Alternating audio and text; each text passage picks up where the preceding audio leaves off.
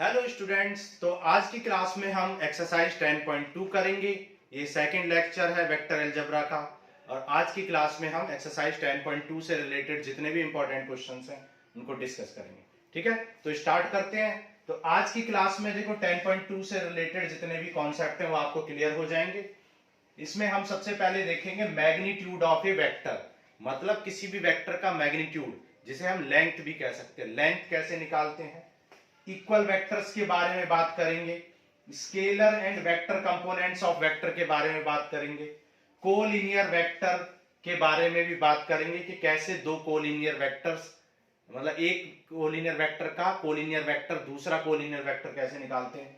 Section फॉर्मूले पे question करेंगे और डायरेक्शन कोसाइंस की भी बात करेंगे और इसके अलावा और भी कुछ क्वेश्चंस और कॉन्सेप्ट्स की बात करेंगे।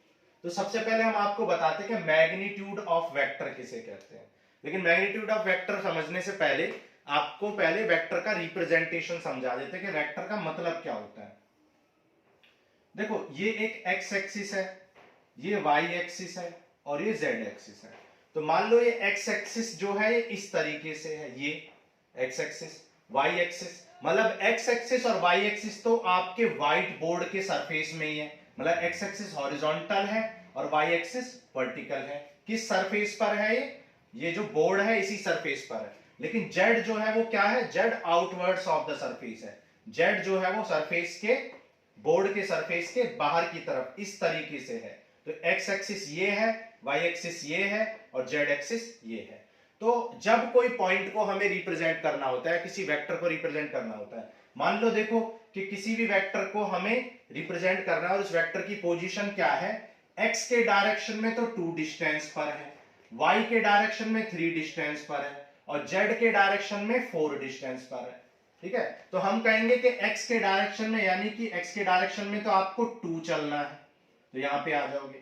y के डायरेक्शन में आपको 3, तो 1 2 3, तो y के यानी कि ये हो गया। ठीक है, और z डायरेक्शन में आपको 4 चलना है। अब z डायरेक्शन में जब आप 4 चलेंगे, और आप जानते हैं z क्या है, आउटवर्ड्स ऑफ द बोर्ड है, तो z की वैल्यू जो हो जाएगी वो ऐसे बाहर की तरफ 4 यूनिट आएगी। तो आप क्या देख सकते हैं कि x एक्सिस में 2 यूनिट चलना है, y एक्सिस में 3 यूनिट ऊपर चलना है और z एक्सिस में बाहर की तरफ, क्योंकि z एक्सिस बाहर की तरफ है यानी परपेंडिकुलर ऑफ द सरफेस है, तो वहां पर आपको ऊपर की तरफ 4 यूनिट चल रहा है। तो आपके जो वेक्टर की जो पोजीशन है वो ये है, यहां पर कहीं है एयर में। ठीक है, तो आपके वेक्टर की ये जो पोजीशन है, इससे ऑरिजिन की जो ये डिस्टेंस होगी, इसको हम क्या बोलते हैं, पोजीशन ऑफ द वेक्टर बोलते हैं। और पोजीशन ऑफ द वेक्टर को हम किससे रिप्रेजेंट करते हैं, ओपी से। ठीक है, ओ मतलब ऑरिजिन और ये पॉइंट पी है, पी यहां आके कहीं है। ठीक है, यहां पे आके बाहर आके कहीं यहां पी है, पी पॉइंट है। तो पी पॉइंट कोई क्योंकि यहां पर आके है, तो पी पॉइंट की ये जो पोजीशन है यहां से यहां के, इसको हम क्या बोलते हैं, ओपी। ऑरिजिन से जो पोजीशन होती है वो ओपी होती है। अब जैसे ये ओपी वेक्टर है, तो ओपी वेक्टर को आप कैसे रिप्रेजेंट करोगे, क्योंकि 2 यूनिट कौन से डायरेक्शन में है, एक्स डायरेक्शन में है, 3 यूनिट वाई डायरेक्शन में है और 4 यूनिट जेड डायरेक्शन में। तो हमें पता कैसे चलेगा कि भाई 2 यूनिट जो है वो कौन सा एक्स डायरेक्शन में, कौन सा वाई। तो इसको रिप्रेजेंट करने के लिए हम एक आई जे के का यूज करते हैं, आई जे और के। आई आपको बताता है कि जो ये 2 यूनिट है वो किस डायरेक्शन में है, एक्स एक्सिस के डायरेक्शन में है। जे आपको बताता है कि 3 यूनिट वाई एक्सिस के डायरेक्शन में, और के आपको बताता है कि 4 यूनिट किस डायरेक्शन में है, जेड डायरेक्शन में है। ठीक है, तो इस तरीके से किसी भी वेक्टर को कैसे रिप्रेजेंट करते हैं, something I plus something J plus something K. In generally किसी भी वेक्टर ए को हम कैसे रिप्रेजेंट करते हैं, ए एक्स आई प्लस ए वाई जे प्लस ए जेड के। ठीक है, ए एक्स आई प्लस ए वाई जे प्लस ए जेड के, जहां ए एक्स क्या है, एक्स एक्सिस पर कितना आपका डिस्टेंस है, वाई एक्सिस पर कितनी डिस्टेंस है ये ए वाई बताएगा, और जेड एक्सिस पर कितनी डिस्टेंस है वो ए जेड बताएगा। क्लियर है, तो ए एक्स, ए वाई और ए जेड आपको सिर्फ डिस्टेंस बताते हैं, जबकि आई जे के आपको डायरेक्शन बताते हैं। आई आपको बताता है कि ये एक्स डायरेक्शन में है, जे बताता है कि ये वाई डायरेक्शन में है और के बताता है कि ये जेड डायरेक्शन में। इसलिए जो स्केलर कंपोनेंट अगर पूछा जाए, स्केलर कंपोनेंट ऑफ वेक्टर, अगर वेक्टर के स्केलर कंपोनेंट की बात करें तो वेक्टर के स्केलर कंपोनेंट कौन से होते हैं? ax, ay एंड az होते हैं। जबकि वेक्टर कंपोनेंट, ठीक है, स्केलर कंपोनेंट्स और वेक्टर कंपोनेंट्स कौन से होते हैं? Vector components of vector, vector के वेक्टर कंपोनेंट्स कौन से होते हैं? axi, ayj and azk। ये आपको क्या बताते हैं? डायरेक्शन भी बताते हैं। इसलिए axi, ayj और azk वेक्टर कंपोनेंट है, क्योंकि वेक्टर कंपोनेंट डायरेक्शन भी बताते हैं और वेक्टर कंपोनेंट मैग्नीट्यूड भी बताते हैं। और जबकि ax, ay, az सिर्फ आपको मैग्नीट्यूड बताते हैं, यानी कि आपको स्केलर वैल्यू बताते हैं। क्लियर है आपको बात? तो आप समझ गए होंगे कि scalar and vector component of vector क्या होते हैं। किसी भी वेक्टर के ax, ay और j, az मतलब i, j, k के जो कोएफिशिएंट है उनको स्केलर कंपोनेंट्स कहते हैं। जबकि axi, ayj, i, j, k को जब इंक्लूड करके बताते हैं तो इसे हम क्या बोलते हैं? वेक्टर कंपोनेंट ऑफ वेक्टर बोलते हैं। अब ये i, j, k को क्या बोलते हैं हम? i, j, k आपको डायरेक्शन बताते हैं और i, j and k are called, इसे क्या कहते हैं? Are called orthogonal unit vector. इन्हें हम ऑर्थोगोनल यूनिट वेक्टर कहते हैं।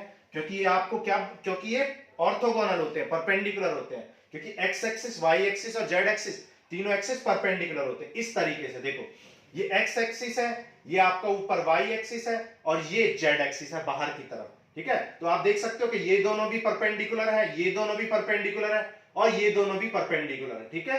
देख रहे हो, सब परपेंडिकुलर है। इसलिए आई, जे, के क्या होते हैं? परपेंडिकुलर होते हैं। इसलिए हम इन्हें क्या बोलते हैं? ऑर्थोगोनल कहते हैं। ऑर्थोगोनल मतलब परपेंडिकुलर। और यूनिट वेक्टर क्यों कहते हैं? क्योंकि इनकी लेंथ 1 होती है। इनकी लेंथ 1 क्यों होती है? क्योंकि अगर इनकी लेंथ 1 नहीं होगी, अगर इनकी लेंथ 2 होगी या कुछ भी होगी, तो आपके जो स्केलर कंपोनेंट है उसकी वैल्यू चेंज हो जाएगी। इसलिए आई, जे, के की वैल्यू क्या ली जाती है? यूनिट, यानी कि 1 ली जाती है। क्लियर है? तो ये ऑर्थोगोनल यूनिट वेक्टर होते हैं आई, जे, के। क्लियर हो गई बात? चलो आगे चलते हैं। अब हम पढ़ेंगे मैग्नीट्यूड ऑफ वेक्टर। अब देखो, मैग्नीट्यूड ऑफ वेक्टर को 3D में समझना थोड़ा सा मुश्किल है। तो हम क्या करते हैं, कि मैग्नीट्यूड ऑफ वेक्टर को हम कैसे कर समझेंगे? 2D में समझेंगे, तो आपको ज्यादा इजी समझ आएगा। देखो, ax आपको क्या बताता है? ax आपको x डायरेक्शन में कितने लेंथ है, ay y डायरेक्शन में, और az आपको z डायरेक्शन में बताता है। तो हम सिर्फ x और y डायरेक्शन को कंसीडर कर रहे हैं। तो मान लो कोई वेक्टर की पोजीशन OP है, OP, और आपको क्या निकालना? OP की लेंथ निकालनी है, यानी कि मैग्नीट्यूड निकालना है। तो आप जानते हो ये ax है और ये ay है, तो ये भी ay हो जाएगा। तो यहाँ पे पाइथागोरस थ्योरम लगा लो। तो आप कह सकते हो कि OP का स्क्वायर किसके इक्वल होगा? ax के स्क्वायर प्लस ay के स्क्वायर के इक्वल होगा। तो OP की वैल्यू क्या हो जाएगी? Under root ax square plus ay square के इक्वल आ जाएगी। और लेंथ को हम किससे रिप्रेजेंट करते हैं? आप जानते हैं लेंथ को हम मॉडुलस से रिप्रेजेंट। तो आप कह सकते हैं कि OP की value ax square plus ay square, और क्योंकि हमने 2D कंसीडर किया, लेकिन 3D में az भी होता है, तो az स्क्वायर भी यहां पर आ जाएगा, ठीक है। हम आपको 2D से समझाने की कोशिश कर रहे हैं।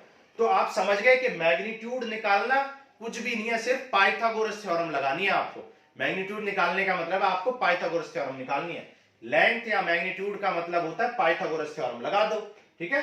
तो आप समझ गए होंगे कि ax square plus ay square plus az square क्यों करते हैं। क्लियर है बात? तो मैग्नीट्यूड ऑफ वेक्टर आपको समझ में आ गया होगा। अब लास्ट क्लास में, लास्ट लेक्चर में हमने आपको बताया था इक्वल वेक्टर्स हमने बताए थे, और हमने आपको बताया था इक्वल वेक्टर वो होता है जिसका मैग्नीट्यूड भी इक्वल हो, डायरेक्शन भी इक्वल हो। मतलब मैग्नीट्यूड कौन बताता है? स्केलर कंपोनेंट, और डायरेक्शन कौन बताता है? Vector component. यानी कि स्केलर और वेक्टर दोनों कंपोनेंट इक्वल हो तो दो वेक्टर क्या हो जाते हैं? इक्वल हो जाते हैं। जैसे फॉर एग्जांपल, अगर कोई वेक्टर a है और कोई वेक्टर b है, तो a क्या है? axi plus ayj plus azk है, और b क्या है? bxi plus byj plus bzk है। तो ये वेक्टर तभी इक्वल होंगे जब इनके स्केलर कंपोनेंट भी इक्वल होंगे। ax किसके इक्वल होना चाहिए? bx के ay, by के az, bz के, तभी हम बोलेंगे कि ये क्या है? Equal vector. इक्वल वेक्टर का मतलब होता है उनके स्केलर कंपोनेंट भी इक्वल हो, उनका डायरेक्शन भी सेम हो। क्लियर है? उसके बाद क्या है, कोलिनियर वेक्टर। अब देखो कोलिनियर वेक्टर क्या होता है। अब आप एक बात बताओ मुझे, ये एक वेक्टर है जिसकी लेंथ मान लो 2 यूनिट है, और ये एक वेक्टर है मान लो इसकी लेंथ जो है कुछ भी मान लो 5 यूनिट है, मान लो 5 यूनिट। तो आप बताओ कि ये दोनों वेक्टर कोलिनियर है या नहीं है। दोनों वेक्टर कोलिनियर है, क्योंकि इनके लेंथ से मतलब नहीं है। आपको मैंने बताया था लास्ट लेक्चर में कि कोलिनियर का मतलब होता है पैरेलल, ठीक है, या फिर अपोजिट डायरेक्शन में हो या फिर सेम डायरेक्शन में हो, तो हमने क्या बोलते हैं, कोलिनियर बोलते हैं। तो अब यहाँ पे 2 और 5 जो है सेम ही डायरेक्शन में है, लेकिन इनकी लेंथ अलग है। लेकिन कोलिनियर में लेंथ से कोई लेना देना नहीं होता, मैग्नीट्यूड से कोई लेना देना नहीं होता। इसलिए कि जब भी कोलिनियर वेक्टर पूछेंगे तो हम क्या करेंगे, एक वेक्टर का कितना भी मल्टीपल कर लो, एक गिवन वेक्टर का आप डबल कर लो, ट्रिपल कर लो, -2 टाइम्स कर लो, 4 टाइम्स कर लो, 1.5 टाइम्स कर लो। अगर किसी भी वेक्टर का डबल करें, ट्रिपल, यानी इसकी लेंथ को किसी से भी मल्टीप्लाई कर दे, तो उससे जो गिवन वेक्टर होता है वो एक कोलिनियर वेक्टर मिलता है। क्लियर है बात। तो अब पहले इन जो जितने भी हमने कॉन्सेप्ट सीखे हैं इन पे बेस्ड क्वेश्चंस को कर लेते हैं, उसके बाद हम डायरेक्शन कोसाइंस या इन सब की बात करेंगे। क्लियर। चलो अब जैसे क्वेश्चन नंबर 1 है, क्वेश्चन नंबर 1 में फर्स्ट पार्ट में आपको दे रखा i प्लस जे प्लस के, आपको एक वेक्टर दे रखा है, तो आपको इसका मैग्नीट्यूड निकालना है। हमने अभी आपको बताया कि मैग्नीट्यूड किसके इक्वल होता है, स्केलर कंपोनेंट के स्क्वायर। इसका स्केलर कंपोनेंट क्या, 1, और इसका भी 1 और इसका भी 1, तो 1 स्क्वायर 1 स्क्वायर 1 स्क्वायर यानी √3। तो √3 क्या हो जाएगा, √3 इस वेक्टर का क्या हो जाएगा, मैग्नीट्यूड हो जाएगा या लेंथ हो जाएगी। ठीक है, हमने आपको बताया था मैग्नीट्यूड को वेक्टर ए या सिंपली ए से रिप्रेजेंट करते हैं, तो इस वेक्टर का मैग्नीट्यूड यानी कि लेंथ √3 हो जाएगी। क्लियर है। अब जैसे हमने क्वेश्चन नंबर 1 का फर्स्ट पार्ट किया, आपको सेकंड और थर्ड पार्ट खुद करने। क्लियर। अब देखो क्वेश्चन नंबर 2 में, क्वेश्चन नंबर 2 में बोला है कि ऐसे वेक्टर बताओ जिनका मैग्नीट्यूड सेम हो। हमने अभी आपको क्या बताया कि मैग्नीट्यूड क्या होता है, स्केलर कंपोनेंट के स्क्वायर के अंडर रूट के इक्वल होता है। अब आप वेक्टर ए ले लिया आपने i प्लस जे प्लस के, तो अगर आप b ले लोगे, b वेक्टर ले लोगे i माइनस जे माइनस के, तो क्या इनका मैग्नीट्यूड अलग आएगा, नहीं, इनका मैग्नीट्यूड भी √3 आएगा, इनका भी मैग्नीट्यूड भी √3 आएगा, क्योंकि जब इनका 1 का स्क्वायर 1 का स्क्वायर 1 का स्क्वायर √3, 1 स्क्वायर और -1 स्क्वायर -1, तो ये भी प्लस हो जाएंगे तो √3 आएगा। भाई इसका मैग्नीट्यूड भी कितना आएगा आपका, √3, क्योंकि 1 स्क्वायर -1 स्क्वायर -1 स्क्वायर, तो ये क्या आ जाएगा 1 + 1 + 1, तो √3, और इसका मैग्नीट्यूड तो ऑलरेडी √3 निकाल के दिखा ही चुके हैं। तो दोनों वेक्टर का मैग्नीट्यूड, अब 50 ऐसे वेक्टर लिख सकते हो आप। लो एक और वेक्टर लिख दो, -i + j - k, एक और वेक्टर लिख लो -i - j - k, एक और वेक्टर लिख लो i + j - k। ठीक है, ये सारे वेक्टर कैसे हैं, ये सारे वेक्टर इक्वल मैग्नीट्यूड में है, क्योंकि मैग्नीट्यूड जो है वो स्केलर कंपोनेंट के स्क्वायर पे डिपेंड करता है। तो आप नेगेटिव लगाए या पॉजिटिव, आपका मैग्नीट्यूड सेम ही आने वाला है। क्लियर है बात। चलो आगे चलते हैं, क्वेश्चन नंबर 3 करते हैं। अब क्वेश्चन नंबर 3 में आपसे पूछा है कि ऐसे वेक्टर बताओ जिनका डायरेक्शन सेम हो। मैंने अभी आपको बताया था कि किसी भी वेक्टर के मल्टीपल करने से उसका मैग्नीट्यूड चेंज होगा। भाई अगर कोई वेक्टर है, इस वेक्टर की लेंथ 2 यूनिट है और मैं इस वेक्टर को 2 से मल्टीप्लाई कर दूं, तो इस नए वेक्टर की लेंथ 4 यूनिट हो जाएगी, तो क्या इसका डायरेक्शन चेंज हो जाएगा, नहीं। तो मल्टीप्लाई करने से डायरेक्शन चेंज नहीं होता है, मतलब लेंथ को डबल करने से, ट्रिपल करने से, या कितना भी टाइम्स करने से, मल्टीपल प्रोपोर्शनल करने से कोई भी नहीं होता, मतलब आपका डायरेक्शन चेंज नहीं होता है। तो अगर कोई वेक्टर आपका i + j + k है, तो उसका आप डबल कर दो, ट्रिपल कर दो, कुछ भी कर दो, डबल कर दिया देखो आपने, चाहे तो आप ट्रिपल कर दो, चाहे तो आप -2 टाइम्स कर दो, ठीक है, सारे कंपोनेंट को 3 से इंटू कर दो, तो ये सारे वेक्टर क्या है, प्रोपोर्शनल है। ठीक है, तो a जो है वो प्रोपोर्शनल है b का, या a = lambda times of b है, मतलब जब a b का प्रोपोर्शनल हो या सम टाइम्स हो, मल्टीपल हो, तो आप कहते हैं कि ये दोनों क्या है, कोलिनियर है, और कोलिनियर है तो इनका डायरेक्शन सेम ही होगा, आप जानते हो। तो आपसे यही पूछा था कि 2 ऐसे वेक्टर लिख दो जिनका डायरेक्शन सेम हो। देखो 3 लिख दिए हमने, 10 लिख लो, आप इसको किसी से भी मल्टीप्लाई कर दो, इसका मल्टीपल निकाल लो, इसके जितने भी मल्टीपल होंगे सारे मल्टीपल ही क्या होंगे, सेम डायरेक्शन में होंगे, सिर्फ उनकी लेंथ चेंज होती जाएगी। क्लियर है। ओके आगे चलते हैं।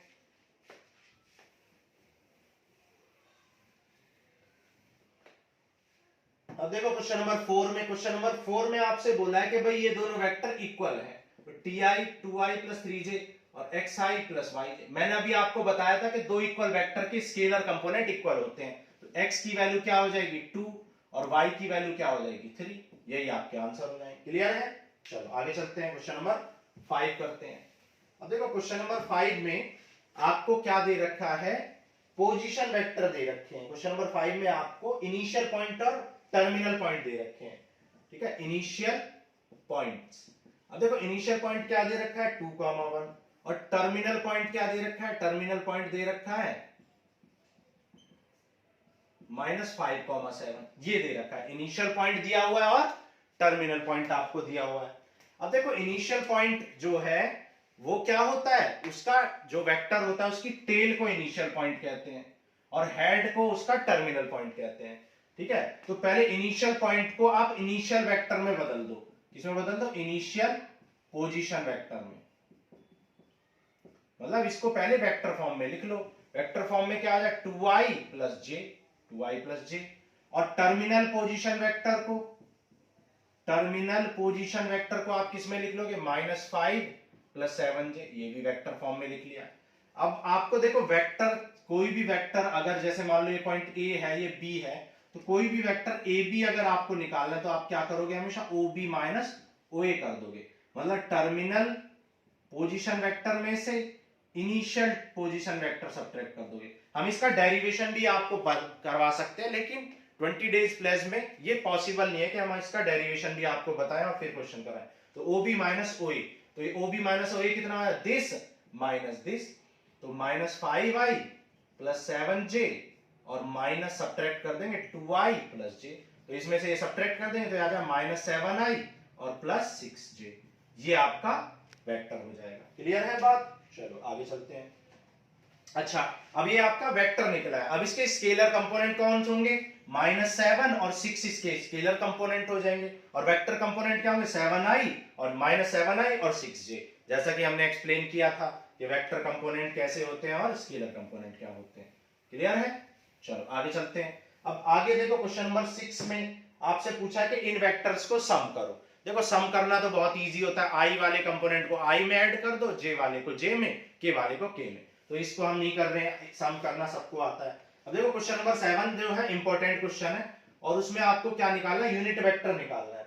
यूनिट वेक्टर तो आपको a इक्वल टू दे रखा i plus j plus 2k, ये आपको एक वेक्टर दे रखा है और आपको इसमें कोई यूनिट वेक्टर में कन्वर्ट करना। अब हमने क्लास 1 में लेक्चर 1 में आपको बताया था कि यूनिट वेक्टर वो होता है जिसकी लेंथ 1 होती है, यानी मैग्नीट्यूड 1 होता है। अब आप एक बात बताओ, अगर किसी वेक्टर को उसी वेक्टर की लेंथ से डिवाइड कर दे तो उसकी लेंथ कितनी हो जाएगी यार, 1 हो जाएगी। अगर कोई वेक्टर है उसकी लेंथ 5 सेंटीमीटर है, तो अगर 5 सेंटीमीटर से ही उसको डिवाइड कर दोगे तो उसकी लेंथ क्या हो जाएगी, 1 यूनिट हो जाएगी। मतलब अगर किसी वेक्टर को उसकी लेंथ से, अब लेंथ मतलब मैग्नीट्यूड मतलब मॉडुलस से डिवाइड कर दोगे तो वो यूनिट वेक्टर बन जाएगा।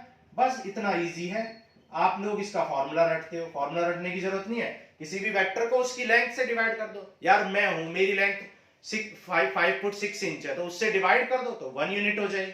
कोई भी चीज है उसको उसी की लेंथ से डिवाइड कर दो, वो यूनिट बन जाएगी, 1 बन जाएगी। बस i plus j plus 2k और इसको इसके मैग्नीट्यूड से डिवाइड कर दो। मैग्नीट्यूड कैसे निकलेगा, स्केलर कंपोनेंट का स्क्वायर, 1 स्क्वायर 2 स्क्वायर, तो क्या आ जाए i plus j plus 2k और ये आपका क्या आ जाए 1 1 1, ये क्या आ जाए √6, 4 5 6 तो √6।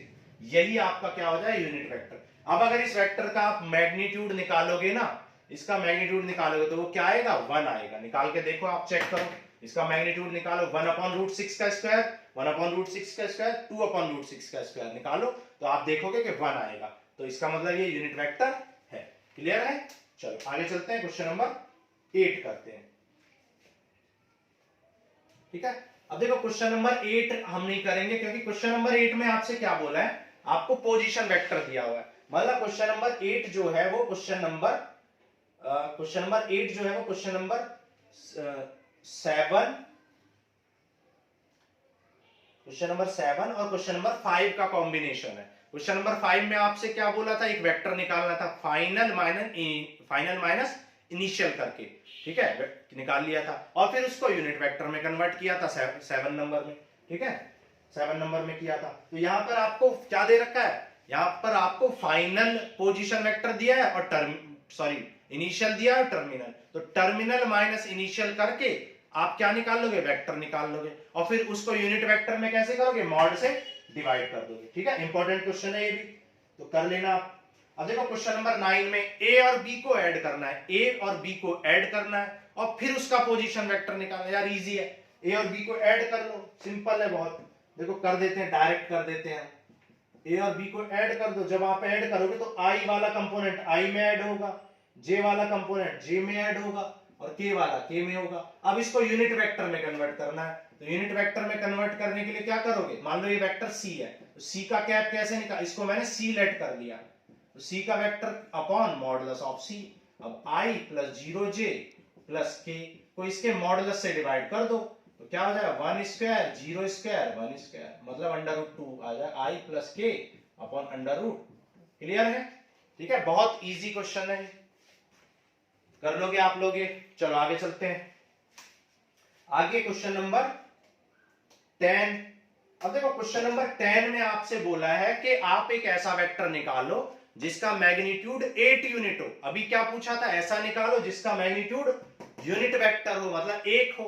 अब एक बात बताओ, अगर इसी क्वेश्चन में पूछा होता कि ऐसा वेक्टर निकालो जिसका मैग्नीट्यूड 8 हो, तो आप क्या करोगे, ये तो निकल गया आपका यूनिट वेक्टर। अब इसको आप 8 से मल्टीप्लाई कर दो यार, इसको आप अगर 8 से मल्टीप्लाई कर दोगे तो 8 से मल्टीप्लाई करने से ये क्या बन जाएगा, 8 से मल्टीप्लाई करने से, अभी तक तो इसका वेक्टर, इसका मॉड की वैल्यू यानी इसकी लेंथ की वैल्यू 1 थी, अब आपने इसको 8 से मल्टीप्लाई कर दिया। तो क्वेश्चन नंबर 10 में आपको क्या करना है, जो गिवन वेक्टर है उसका पहले आप क्या निकालोगे, यूनिट वेक्टर, और यूनिट वेक्टर को 8 से मल्टीप्लाई कर दोगे तो आपका 8 आ जाएगा आंसर।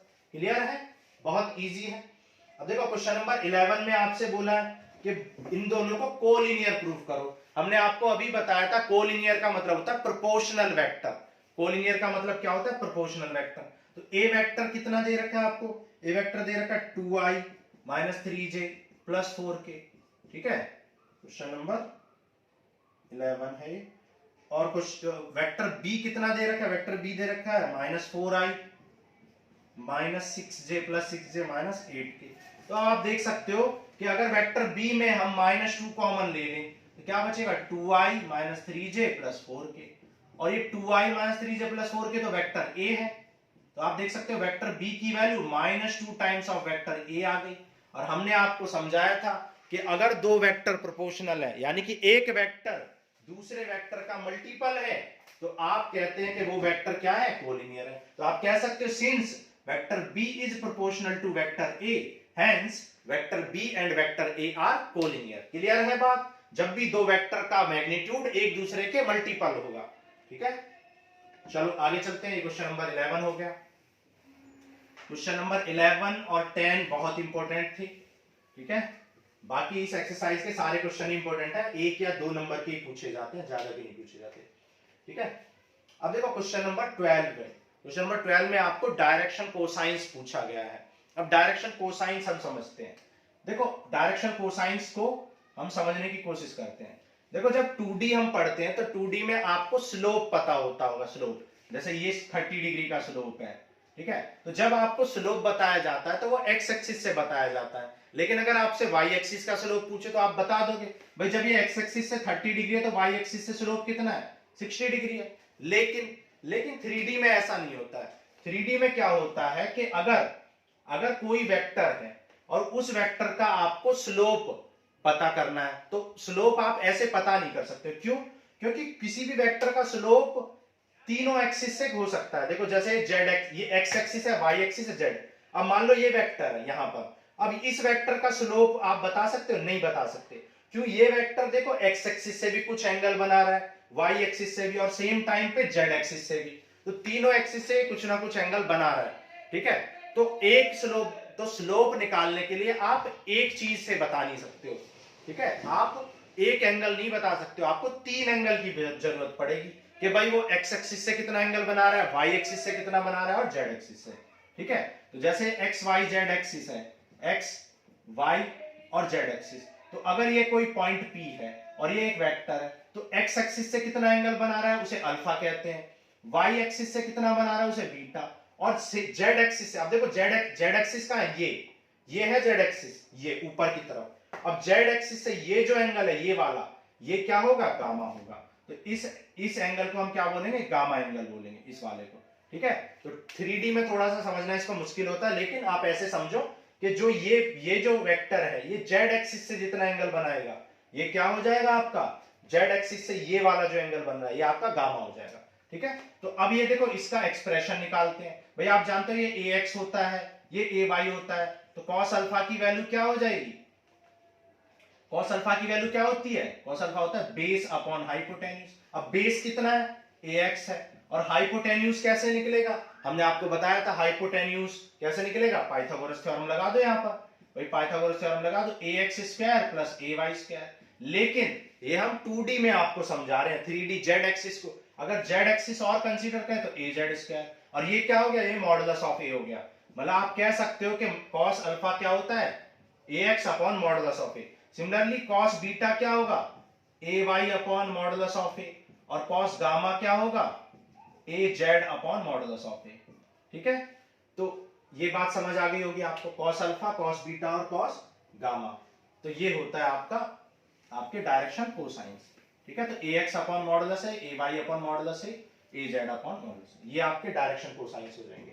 तो जैसे आपसे क्वेश्चन नंबर 12 में आपको एक वेक्टर दे रखा है i plus 2j plus something के 3k, तो आपसे पूछा है कि भाई डायरेक्शन कोसाइंस बताओ। डायरेक्शन कोसाइंस, कोसाइंस मतलब कॉस के एंगल बताने हैं, कॉस के एंगल को direction cosine, cos alpha, cos beta और कॉस गामा निकाल लो। भाई कॉस अल्फा क्या होता है ax, अब देखो यार ax कितना है 1, और मॉड a कितना हो जाएगा 1 स्क्वायर 2 स्क्वायर 3 स्क्वायर, ऐसे ही ay कितना है 2, और मॉड a कितना हो जाएगा, भाई मॉड a निकालना आपको सिखा चुके हैं, 1 square plus 2 square plus 3 square, जो भी आएगा सॉल्व करके 9 4 13 अंडर रूट 14 आ जाए, तो ये आ जाएगा 1 अपॉन अंडर रूट 14, ये आ जाएगा 2 अपॉन अंडर रूट 14, और ये आ जाएगा 3 अपॉन अंडर रूट 14। तो ये आपके क्या आ जाएंगे, डायरेक्शन कोसाइंस आ जाएंगे। क्लियर है बात, ओके चलो आगे चलते हैं। अब देखो क्वेश्चन नंबर 13 हम नहीं कर रहे हैं क्योंकि वहां पे पोजीशन वेक्टर आपको दे रखे हैं, पोजीशन वेक्टर। अब उन पोजीशन वेक्टर से आप वेक्टर निकालोगे कैसे, टर्मिनल से इनिशियल वेक्टर को सब्ट्रैक्ट करके आपको वेक्टर मिल जाएगा, और वेक्टर मिलने के बाद आप जैसे हमने क्वेश्चन नंबर जो भी हमने क्वेश्चन किया था क्वेश्चन नंबर 12 में जैसे हमने मॉड से डिवाइड करके A cos alpha cos beta cos gamma निकाला था, ऐसे ही हम निकाल लेंगे। क्लियर है, चलो अब देखो क्वेश्चन नंबर 14 बहुत इजी है, लेकिन ये इंपॉर्टेंट भी बहुत ज्यादा है, एक नंबर का। कह रहा i प्लस जे प्लस के, ये जो है इक्वली इंक्लाइंड है, मतलब ये एक्स एक्सिस से भी उतना ही एंगल बना रहे हैं, वाई एक्सिस से भी जेड एक्सिस से भी इक्वली इंक्लाइंड है, या इक्वल एंगल बनाते हैं। तो आप जानते हो कॉस अल्फा क्या होता है यार, कॉस अल्फा होता है ax अपॉन मॉड a, अभी हमने प्रूफ किया। अब ax कितना है, i का कंपोनेंट ax होता है 1, और मॉड a कितना है, मॉड a निकाल लो 1 स्क्वायर यानी अंडर रूट 3, तो 1 बाई अंडर रूट 3। ऐसे cos बीटा निकालोगे वो भी 1 बाई अंडर रूट 3 आएगा क्योंकि ay भी 1 है, और cos गामा निकालोगे वो भी 1 बाई रूट 3 आएगा क्योंकि az भी क्या है 1, तो az अपॉन रूट 3। तो cos अल्फा cos बीटा और cos गामा सबकी वैल्यू इक्वल आ रही है, इसलिए इक्वल एंगल बनाता है तीनों एक्सिस से। क्लियर है, चलो आगे चलते हैं। क्वेश्चन नंबर 15, देखो क्वेश्चन नंबर 15 में आपको दो वेक्टर दे रखे हैं। क्वेश्चन नंबर 15 में आपको दो पोजीशन वेक्टर, मान लो ये OP है और ये मान लो OQ है, दो आपको वेक्टर दे रखे हैं, OP और OQ दे रखे हैं। तो OP की वैल्यू क्या दे रखी है आपको, OP की value i plus 2j minus के, जो भी दे रखी है, ठीक है, हम ऐसे ही रैंडमली लिख लेते हैं। और ये दे रखा है minus i plus j plus के, अपनी मर्जी से हमने ऐसे ही लिख लिया, चलो देख के ही लिख लेते हैं वरना कुछ बच्चे कहेंगे कमेंट में माइनस i प्लस j, ठीक है। ये OP है ये OQ है, ठीक है। अब यहाँ पे सेक्शन फॉर्मूला लगा दो। अब यहाँ पे ये कट करता है 2:1 में, मतलब ये m है और ये n है। तो आपने पढ़ा होगा कि अगर ये OR है तो OR की वैल्यू, सेक्शन फॉर्मूला याद रखने का तरीका क्या है, m into OQ plus n into OP, मतलब इसको इससे मल्टीप्लाई कर दो, इसको इससे क्रॉस मल्टीप्लाई करना है, m को OQ से और n को OP से मल्टीप्लाई कर दो, ठीक है, n को OP से मल्टीप्लाई कर दो, और अपॉन में m प्लस n कर दो। अब ओ क्यू की वैल्यू क्या है, ये यहाँ पे पुट कर दो, ओपी की वैल्यू यहाँ पे पुट कर दो, एम की वैल्यू 2 है, एन की वैल्यू 1 है, जो भी आएगा ऐड करके आ जाएगा, सिंपल है, बहुत इजी है। देखो 2 से इंटू कर लो, क्या आ जाएगा, -2i plus 2j plus 2k, फिर 1 से इंटू कर लो, 1 से करोगे तो i plus 2j minus k, और m प्लस n कितना है 3, तो ये आ जाए -i plus 4j plus k upon 3, तो ये आपका OR आ जाएगा। OR क्या है, वो वेक्टर है जो OP और OQ को 2:1 में इंटरसेक्ट करता है, ठीक है, OR 2:1 में इंटरसेक्ट करेगा, OR की वैल्यू है। अब इसी क्वेश्चन में सेकंड पार्ट में आपको एक्सटर्नली पूछा है, एक्सटर्नली में कुछ नहीं करते हैं, यहाँ पे बस साइन नेगेटिव ले लेते हैं, ठीक है, प्लस साइन की जगह पे माइनस साइन ले लेते हैं, तो वो एक्सटर्नली हो जाता है। क्लियर है, चलो अब देखो क्वेश्चन नंबर 16 में आपसे मिड पॉइंट बोला है। अब इसी क्वेश्चन में मिड पॉइंट बोला होता तो क्या करते भाई, m और n दोनों इक्वल हो जाएंगे, 1 1, ये भी 1 और ये भी 1, m भी 1 और n भी 1, तो उस केस में क्या होगा, m की वैल्यू भी 1, n की वैल्यू भी 1, और यहाँ 1 + 1 2, तो मिड पॉइंट क्या हो जाएगा, दोनों वेक्टरों को ऐड करके डिवाइड बाय 2 कर दो, मिड पॉइंट निकल जाएगा। ठीक है, मिड पॉइंट कैसे निकलेगा, दोनों वेक्टर को ऐड करो, डिवाइड बाय 2 कर दो। क्लियर है, क्वेश्चन नंबर 16 आपको समझ में आ गया होगा। चलो अब देखो क्वेश्चन नंबर 17।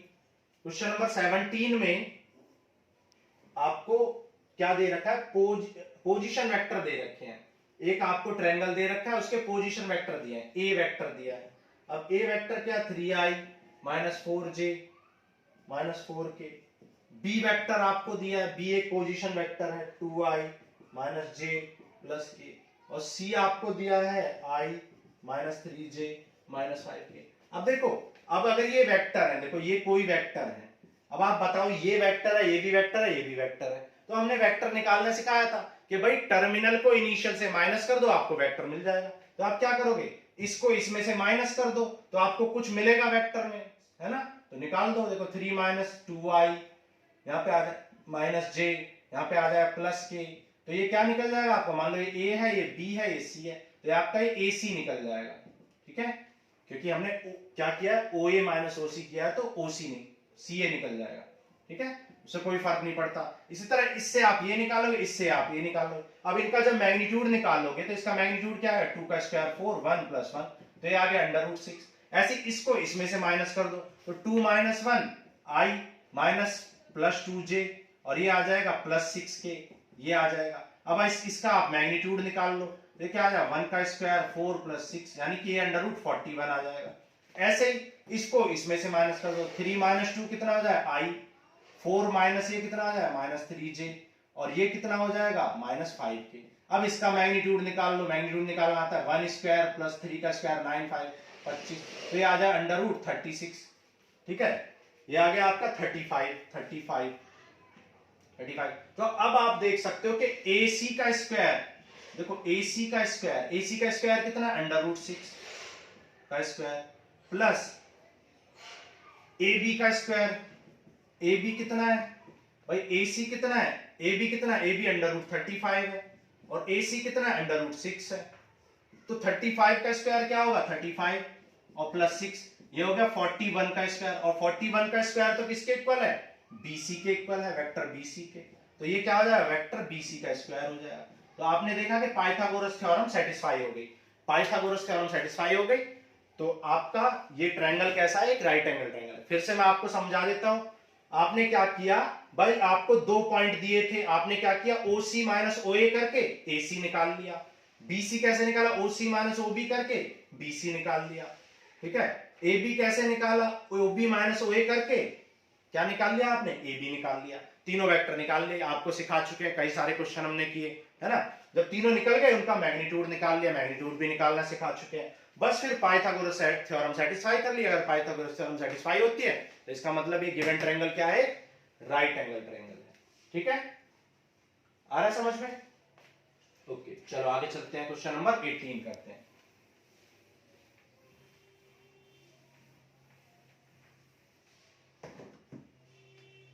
देखो क्वेश्चन नंबर 18 में आपको क्या दे रखा है, ये A है, ये B है, और ये C है। ठीक है, इस तरीके से आपको एक फिगर दे रखा है ये। तो देखो इस तरह के फिगर में आप क्या करते हो, आप या तो क्लॉकवाइज घुमा दो या एंटी क्लॉकवाइज। मान लो मैं ये एंटी क्लॉकवाइज घुमा रहा हूं, एंटी क्लॉक जो जो हमारे डायरेक्शन में आएगा, जो हमारे डायरेक्शन में आएगा उसको पॉजिटिव लिखेंगे, जो हमारे डायरेक्शन के अपोजिट आएगा उसको नेगेटिव लिखेंगे। तो देखो ए से बी जा रहे हैं हमारे ही डायरेक्शन में, भाई देखो ए से बी हमारे ही डायरेक्शन में तो पॉजिटिव, बी से सी भी हमारे ही डायरेक्शन में तो पॉजिटिव। लेकिन जब हम ऐसे जा रहे हैं तो आप देख रहे हो कि हमारा एरो इधर आ रहा है और जबकि ए सी का इधर जा रहा है तो उल्टे डायरेक्शन में, तो ए सी को कैसा लेंगे, नेगेटिव लेंगे। तो आप लिख सकते हो कि A B plus B C किसके इक्वल हो जाएगा, ए सी के इक्वल हो जाएगा। A B plus B C A C के इक्वल हो जाएगा। तो आप ऑप्शन में चेक कर सकते हो कि कौन सा ऑप्शन सही है। ठीक है, अच्छा अब देखो एक बात और आपको पता होनी चाहिए, अगर ए सी को अगर सी ए लिखोगे, negative of A vector class 1 में सिखाया था, अगर ए सी को उल्टा लिखोगे सी ए तो ये नेगेटिव हो जाएगा, मतलब यहां पॉजिटिव आ जाएगा। ये हो जाएगा A B plus B C plus C A हो जाएगा। ठीक है, क्योंकि आपने ए सी को क्या लिखा है, सी ए, मतलब आपने डायरेक्शन चेंज कर दिया। ए से सी जाना था लेकिन आपने सी से ए कर दिया, तो वेक्टर कैसा आ जाएगा, नेगेटिव, इसलिए यहाँ पे साइन अब पॉजिटिव आ जाएगा क्योंकि ऑलरेडी नेगेटिव था तो पॉजिटिव। तो इस तरीके से आप डायरेक्शन चेंज कर सकते हैं। ठीक है, और अपने ऑप्शन चेक कर सकते हैं। ठीक है, तो आपको ये खुद से करना है, ऑप्शन चेक करने हैं, ए बी बी सी को डायरेक्शन चेंज करके चेक करना है। ठीक है, क्वेश्चन नंबर 19 आपको खुद करना है। आपको मैंने बताया था कि प्रोपोर्शनल जब वेक्टर होते हैं तो वो क्या होते हैं, कोलिनियर। तो आपसे वही पूछा कि ए और बी कोलिनियर कब होंगे, तो आप ऑप्शन नंबर ए में देख सकते हो, बी क्या है, लैम्डा टाइम्स ऑफ ए, तो प्रोपोर्शनल है, सही है। ए क्या है, plus minus B times of, plus minus times of B है। ए क्या है, इक्वल टू है plus minus times of B, तो ये भी क्या है, ये भी प्रोपोर्शनल है। और थर्ड में क्या है, नॉट प्रोपोर्शनल बोला है, कह रहा है A and B are not proportional, तो ये रॉन्ग हो जाएगा। ए और बी नॉट प्रोपोर्शनल, ये रॉन्ग हो जाएगा क्योंकि ए और बी प्रोपोर्शनल होने चाहिए। कोलिनियर होने के लिए ए और बी क्या होने चाहिए, प्रोपोर्शनल होने चाहिए। आ गया समझ में, क्लियर है बात? ठीक है, चलो और ऑप्शन नंबर डी भी चेक कर लेते हैं। ऑप्शन नंबर डी में क्या हो रहा है, both vector A and B have same direction but different magnitude. देखो सेम डायरेक्शन हो बट डिफरेंट मैग्नीट्यूड हो, क्या कोलिनियर होते हैं बताओ? हमने पिछली क्लास में आपको एक्सप्लेन किया था, तो आपको खुद से थिंक करना है। अगर आप नहीं कर पा रहे हो तो आपको क्लास 1 को फिर से देखना है। ठीक है, चलो ओके, थैंक यू।